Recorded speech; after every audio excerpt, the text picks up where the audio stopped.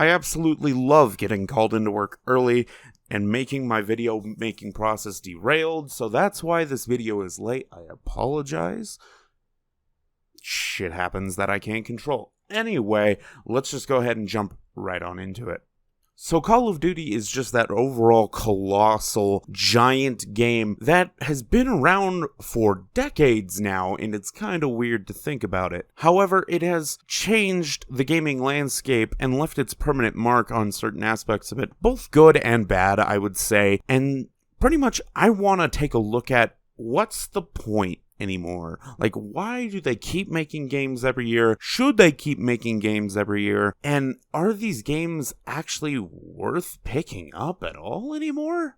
Let's find out together. So instead of your normal TGRS about a Call of Duty, we're just going to have a little bit of a thought commentary day about this. I'm just going to start with a brief recap of Call of Duty's history. Literally very brief. So, Call of Duty was king back in the 6th generation of consoles, and ultimately peaked anywhere between 2012 to 15 in that ballpark.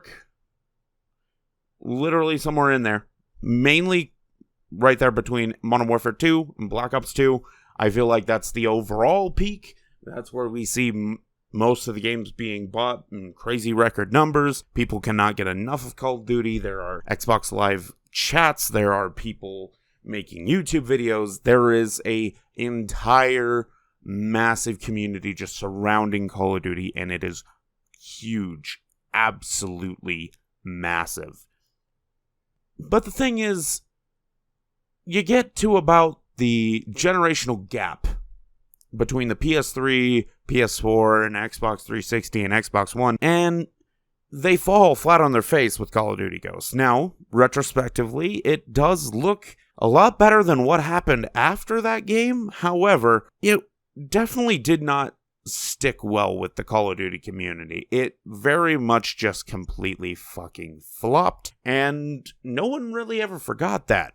People tried and tried and tried and complained and complained and complained. Just more and more about that game, more than they have any other game. And this caused Call of Duty to hit like this identity crisis, where they didn't know what to do anymore. People were sick of the modern era shooters. They were sick of this. They were sick of that. They were sick of the map packs. They were sick of whatever. They were sick of the exclusivity. That they were sick of the game being just shit. But it really wasn't that bad, retrospectively, again. However, I digress. But then we hit the futuristic shooters. And that's, where they started the 3-year development cycle, Advanced Warfare comes out, and all of a sudden there is now a huge push from them to do, advanced movement, futuristic, crazy, wild stuff, like just absolutely balls to the wall, jetpack jumping, all of that stuff, like crazy bad. But at the same time, they started fueling the game with loot boxes and casinos and all this other shit from the loot boxes, and making weapons be locked behind a very, very unforgiving paywall. And yeah, you could play without having to buy microtransactions, but the thing was you bought a full $60 game that was gonna be outdated in a year. And that just don't fly. It just doesn't fly, man. Like, this is where we see their identity start to crumble because the games start lacking direction. There's no real campaign. The campaigns that we did get, except from what I apparently heard with Infinite Warfare, apparently that was good. I've yet to go actually and play that one. I might consider it in the future. I don't know. Not the point. Point is, though, that they hit this identity crisis and it just didn't feel right. And then they tried to retroactively pivot hard back with Call of Duty World War II, but still have all the loot boxes, forcing you to watch people's loot boxes get open. And it's still just a bad time because these weapons and things are locked. Everything is locked behind paywalls, but you already paid $60 for this game. $60, and you know it's going to be outmoded at the end of the year. It was very, very much looking like Madden It still relatively looks like Madden, but not nearly as bad, I guess, depending on how you look at it. I digress. That's kind of how we got to where we are. Call of Duty Modern Warfare 2019 was actually a solid Call of Duty franchise. It took things back all the way back to the original roots of the game and did things people had wanted, like new and interesting map designs, which they later then just retroactively put a ton of previous maps in. The weapons felt good and right. They did a season pass compared to a loot box system. They pretty much just started doing more things that fans wanted instead of nickel and diming them. And they also went back to actual guns that people use. They finally updated the engine, so it looked amazing. It didn't look like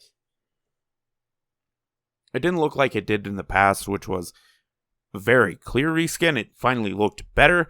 Still looks and plays like a Call of Duty game, but overall it's just, it is what it is.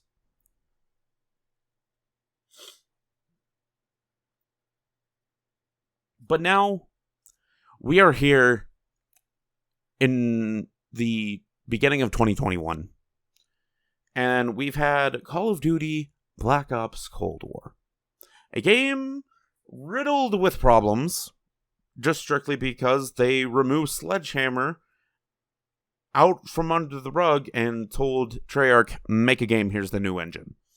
Literally cut those times in half.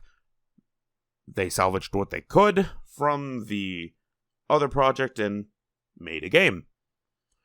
Problem being, and it's a very similar problem to that of Call of Duty Modern Warfare 2019, it was heavily banking on nostalgia factor, as well it was heavily banking on size. Let me explain. The past two Call of Duties have been notoriously huge downloads. It's almost as if when they made this new engine, they said, fuck your compression factor, because you have hard drives to buy. And then we're going to partner with a hard drive brand, so you'll get COD points, you'll get suckered into buying our cosmetics, so you can have your shitenated too. And effectively, yeah, that's what they did. So, these games are 300 megabytes, gigabytes big. 300 gigabytes for everything. And then with Call of Duty Cold War, you could install certain parts so you didn't have to install everything at the same time. And this is on the consoles as well. And my question being, considering that it looks horrendously similar to the new game, the Modern Warfare of the previous year, looks a little bit different. It's got the 80s guns. I question the point of, why did you even bother making it a different title? Outside of money. I know why you did it. You wanted money. But the thing is you could just pull a Call of Duty Online at this point.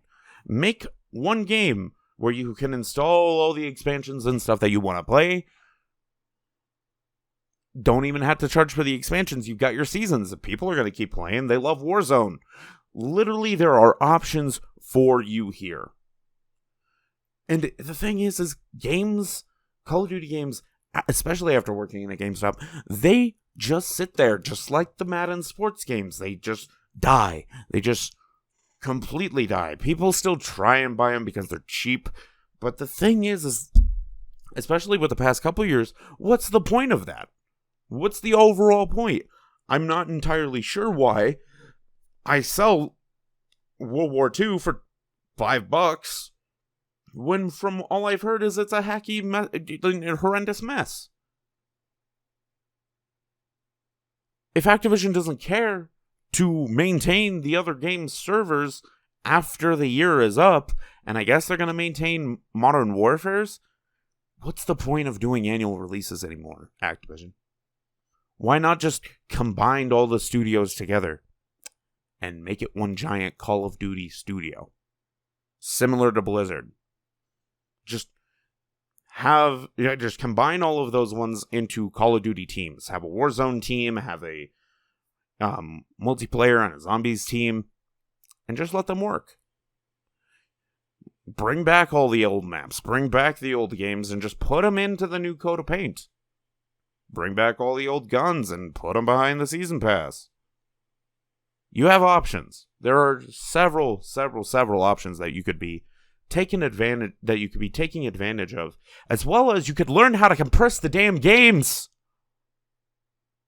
It's horrendous.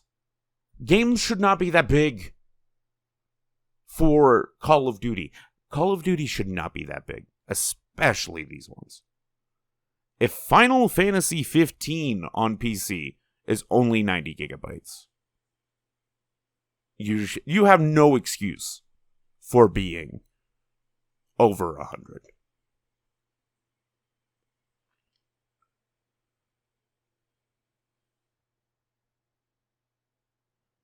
So, effectively, this was just a throwaway video, I guess you could say, because I really just wanted to rant about the fact that they just shouldn't be making games this way anymore. Everything should be an update. They should go the route of Apex. They should go the route of whatever. Heck, if they made the games if they made it a one-time buy-in, like you buy Modern Warfare, you get Cold War and all this other stuff, or it's a free-to-play thing, and then you just get the season passes, similar to like Call of Duty Online or Call of Duty Mobile, I feel like the game would just be able to have such a better lease on life than what it does now, and then all of these other games would not be as forgotten. Not as forgotten and not as, like, missed. You could pick and choose what you wanted to play, what you didn't want to play. If you wanted to play Modern Warfare, cool. If you wanted to play something in World War II, cool. If you wanted to just exclusively play as zombies with World War II guns, you could. I feel like the possibilities behind just intermerging all of the studios and all of the games and just making it one big continuous update with optional download parts is the way Call of Duty needs to go, because every year it feels like they're just stripping away like features and more things just so they can turn around and give it back to you. Granted, Battlefield has been on its ass in the past couple of years, and that's what let Call of Duty really kind of breathe again. Maybe that's what needs to come back. Maybe Battlefield, this new Battlefield that they're planning to do this year, is going to just come in, clap some cheeks, and really give Call of Duty a bit of a run for their money. But we won't see the fruits of that labor until 2, 3, 4 years later, when we have 4 more games and like 6 more Warzone maps. I'm effectively done doing these annual buys. Black Ops Cold War it's a good game, and so is Modern Warfare, and I enjoy them both. But at the end of the day, they play the same. They're Call of Duty, and it's not worth the money anymore. These games are gonna be great forever, especially when the progression literally carries over into the next game. Now, I have no reason to stop playing them. I can always play with console kids. Now, I'm playing on PC. I can always play with the console kids. I have no reason, I have no motivation, I have no drive to even bother with buying another game anymore. And I feel like a lot of people are going to start realizing this. At least I hope so. Because I honestly think this shit's got to end. It's got to end at some point, Activision. And when everything feels the same like this and all this other stuff, it would be distinctly Call of Duty. But the thing is I feel like Call of Duty needs a break. It needs a year off. It needs 2 years off. It needs to pull an Assassin's Creed for it to really continue to be the similar extent to the powerhouse that it was. Because, yeah, you have a great formula to keep people suckered in, but it's completely and utterly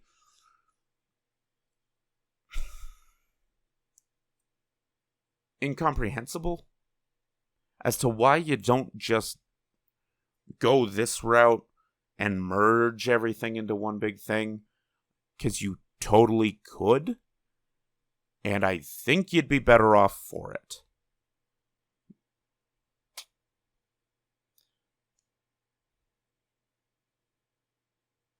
Thank you guys for watching another video here on Internet Nobodies. Of course, granted, I understand this is not the normal, TGRS, and I do have some in the pipeline. I've got some really good ones coming out for you, but I thought this one would be a little bit fun to do as well, and give an idea for us to use going forward. James did something similar with Pikmin, so I thought, fuck it, why not? I'll do it too. Anyway, Matthew's Week is next week, so come back and join us again then, and don't be sure to stop by on Monday to grab those Let's Plays and give them a watch. Anyway, I've been Terrell, and I'll see you later.